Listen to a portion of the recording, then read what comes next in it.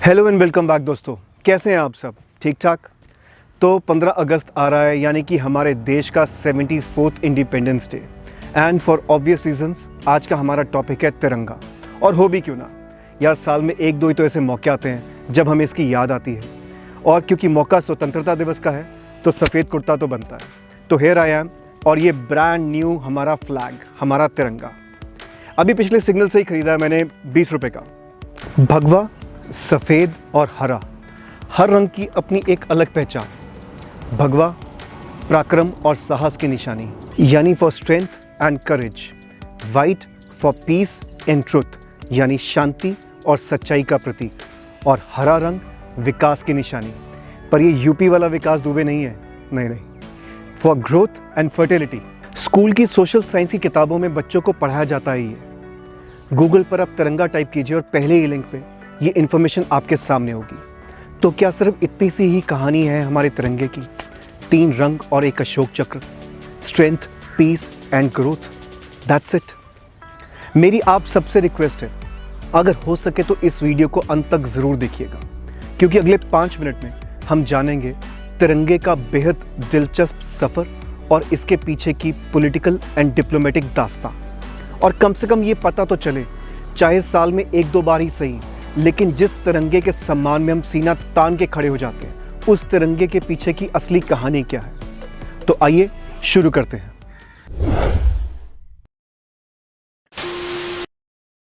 देश गुलाम था। सन 1857 में पहली बार एक बड़े स्तर पर मेरठ में सैनिक विद्रोह के रूप में आज़ादी की चिंगारी भड़की, जो बाद में दिल्ली, लखनऊ, कानपुर और आगरा तक फैल गई। ये मूवमेंट तो अहम था, लेकिन छोटे छोटे टुकड़ों में बटे होने के कारण इसको जल्दी दबा दिया गया। बस फिर क्या था, देश के हर कोने में आज़ादी का संघर्ष शुरू हो गया। लक्ष्य तो सबका एक था, आज़ादी।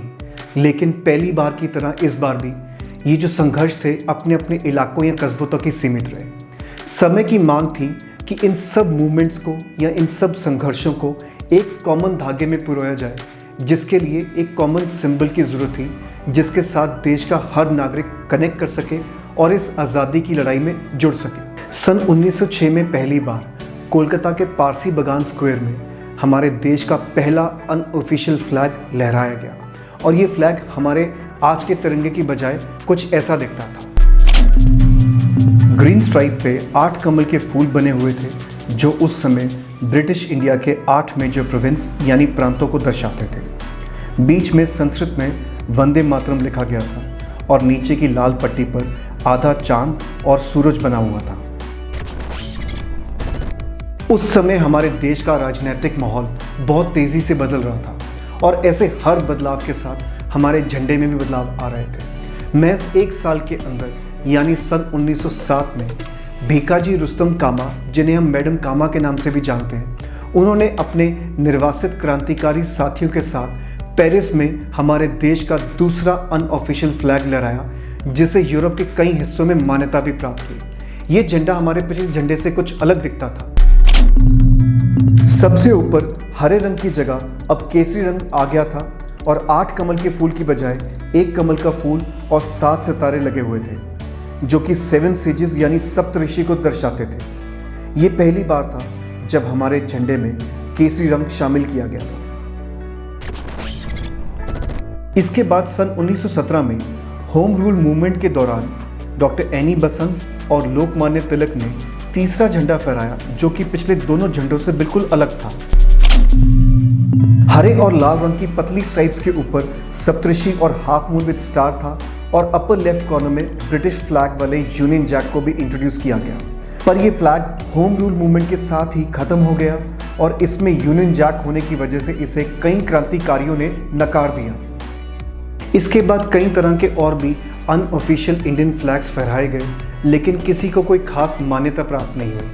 फाइनली सन 1921 में आंध्र प्रदेश के रहने वाले एक फ्रीडम फाइटर और किसान पिंगाली वेंकैया ने विजयवाड़ा में महात्मा गांधी को नए फ्लैग के लगभग 30 डिज़ाइंस या कहें सजेशंस पेश किए, और उनमें से एक डिज़ाइन को अप्रूव कर दिया गया। वेंकैया के अप्रूव डिज़ाइन वाले फ्लैग में लाल और हरा 2 रंग थे, जिनमें से लाल रंग हिंदुइज्म और हरा रंग इस्लाम का प्रतीक था।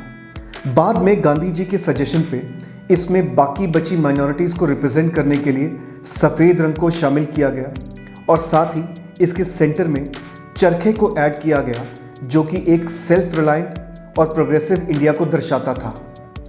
वेंकैया के फाइनल डिज़ाइन फ्लैग को सन 1921 में हुई ऑल इंडिया कांग्रेस कमेटी की मीटिंग में फहराया गया और आगे चलकर सन 1923 में स्वराज फ्लैग का नाम दिया गया और ये सेल्फ रूल्ड इंडिया का प्रतीक बना। सन 1931 में फिर से इसमें थोड़े चेंजेस किए गए और लाल रंग को हटाकर केसरी रंग शामिल किया गया। साथ ही सेंटर में बने चरखे को एक क्लियर बैकग्राउंड देने के लिए सफ़ेद रंग की स्ट्रिप को बीच में लाया गया और सबसे अहम चीज़, इस झंडे को सेक्युलर यानी धर्मनिरपेक्ष बनाने के लिए इसे धर्मों से अलग किया गया और रंगों को स्ट्रेंथ, पीस और ग्रोथ का सिंबल बताया गया।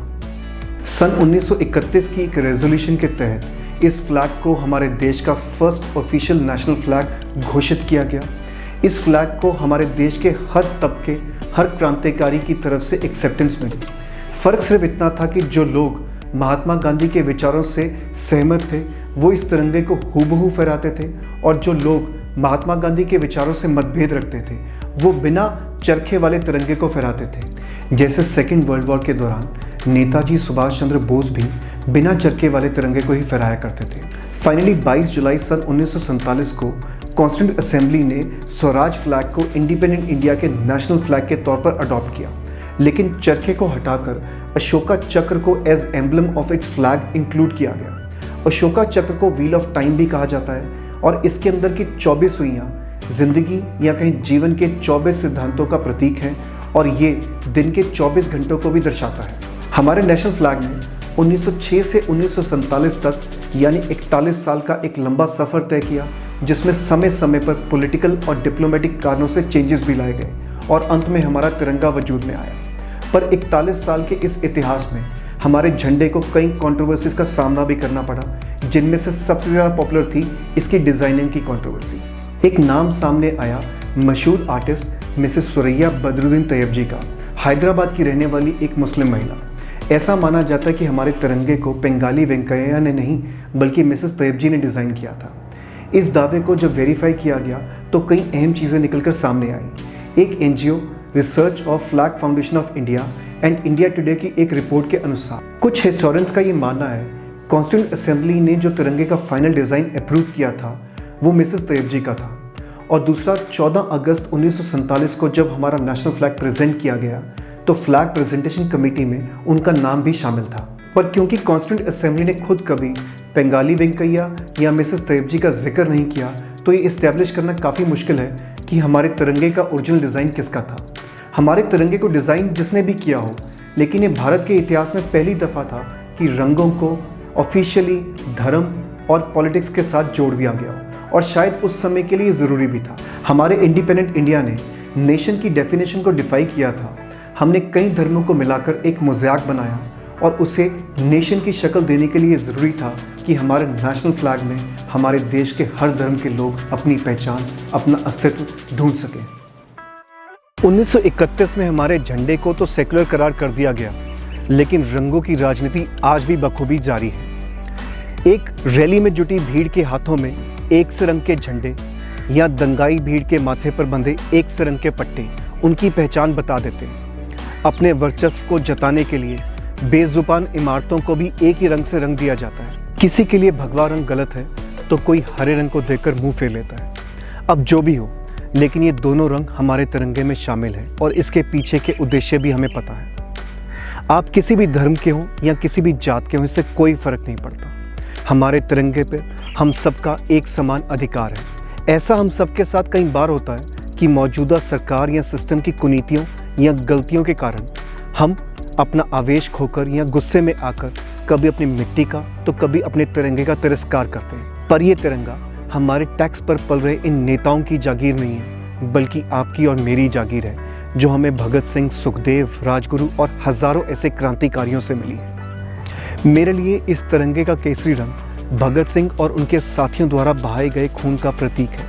ये याद दिलाता है कि कैसे 22-23 साल के उस योद्धा और उनके साथियों को फांसी देने के बाद उनके शव को 100 से ज़्यादा टुकड़ों में काट दिया गया था। तिरंगे का सफ़ेद और हरा रंग प्रतीक है भगत सिंह की माँ समेत उन हज़ारों माँओं बहनों का जिन्होंने अपनी ज़िंदगी को बेरंग करके हमारी ज़िंदगी में हरियाली भर दी। तो आज के बाद सरकार या इस सिस्टम को जितना मर्जी कोसे या क्रिटिसाइज़ कीजिए, लेकिन इस बात का हमेशा ख्याल रखें कि हमारे तिरंगे का कभी निरादर ना हो। और हो सके तो आप सब अपने अपने घर में पूरे सम्मान सहित एक तिरंगा ज़रूर रखें।